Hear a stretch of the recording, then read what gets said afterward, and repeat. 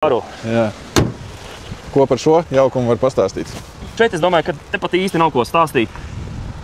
Divos vārdos uzskatu, ka tas ir tautas bestsellers pie laika, kad visiem ir nepieciešams benzīna auto ar 4x4 piedziņu. Šī ir izcila, pareizāk sakot, ne alternatīva, bet iespēja savas vajadzības apmierināt. Jā, un par ļoti tādu demokrātisku tautai pieņemamu cenu. Jā, tieši tā, jo mani savulaik klients viens izmācīja. Tas, kas tev lēts, tas varbūt man dārgs.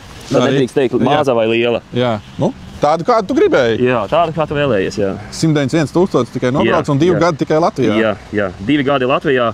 Šī mašīna tika atvesta kā 3. mašīna ģimenē. Jā. Es viņu esmu paņēmis uz komisijas realizāciju, jo ļoti labi pazīstamam ļoti, bet kolēģiem mašīna.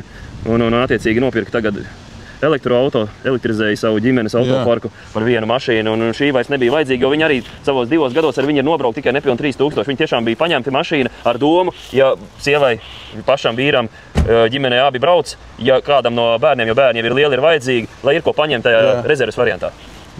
Es būtu priecīgs tajā ģimenē dzīvot, ka es varu ar Subaru pabraukt, kuram vēl ir pazeminātie un citi ātrumi. Tāpēc es nekautrējos teikt tautas bestsellers. Iekāp, brauc, nobraukums, motora resursi. Tur viss ir tā kā pilnīgi svaigs. Jā, un šis ir savulaik no Vācijas atbraucis pirms 2 gadiem. Un pat 2 gadiem 3000 nobrauc. Jā. Varbūt tas ir labi, jo nav daudz mocīts Latvijas sāļos, Latvijas laikapstākļos, bet no otras puses tehnikai un mašīnai ir vajag, lai viņi braukt. Bet ja jau vismaz reizi nedēļā kaut kur brauc. Izbraukt, tev 3000 nav tā, ka var arī 3000 2 dienās nobraukt. Nē, var, jā. Bet ar viņu mēnesī 2 reizes kaut kur izkustās izbrauc tīra